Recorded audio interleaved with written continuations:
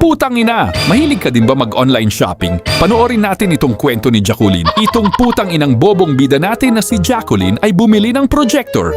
Sakto kinabukasan ay biglang nasira yung projector ng boss niya habang nakikipag-meeting sa important client. Kaya pinahiram niya yung nabili niyang projector. Putang ina na save niya yung boss niya. Tapos kinabukasan ay universal remote naman yung nabili ng putang ina.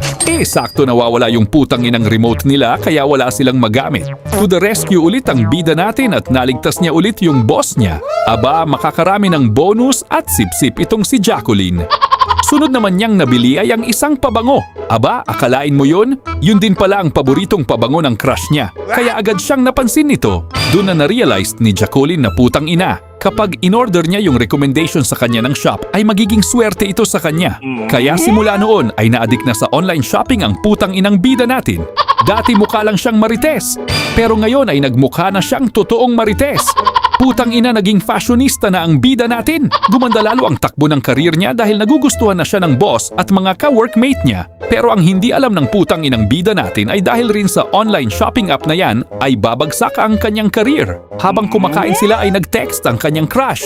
Putang ina niyaya siyang mag-dinner at uminom. Naku putang ina alam ko na yan. At dahil nga matagal na niya itong crush, ay hindi na tumanggi ang lola mo. Linggit sa kaalaman niya ay naiinggit na pala itong si tinamuran sa kanya dahil crush niya din yung lumalandi sa bida natin. Nako, ito pala ang kontrabida natin. So yun nga, putang ina nagkita yung dalawa tapos alam na yung susunod na magaganap. Naglaro sila ng mga paputok at nakaapat na putok si Jack Cool. Putang ina paldo!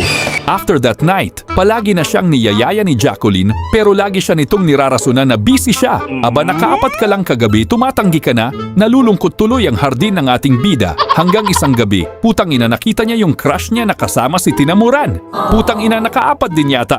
Hindi siya makapaniwala na yung taong nakakasama at nakakabanding niya araw-araw sa trabaho ay magagawang ahasin ang kanyang crush. After niya itong makita ay biglang may nag-notification sa phone niya, may bagong product daw yung shopping app. Pagbukas niya dito ay isa pala itong recording device. Di yun na nga. As usual ay in-order niya agad ito. Putang ina nang dahil dito ay may nalaman siya. Hindi makapaniwala si Jacqueline sa mga narinig niya. May nag-shoutout kasi. Shoutout daw kay Robert Pio Quinto.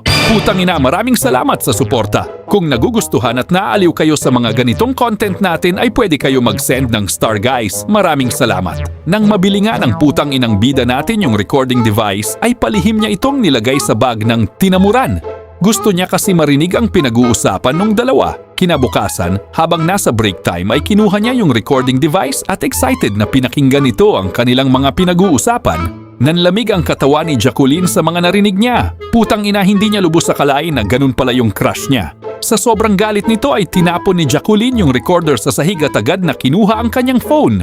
Tapos pag-check niya sa online shop ay dun mo na napagtantong wala na talaga kayong pag-asa na magkabalikan pa dahil meron na siyang bago.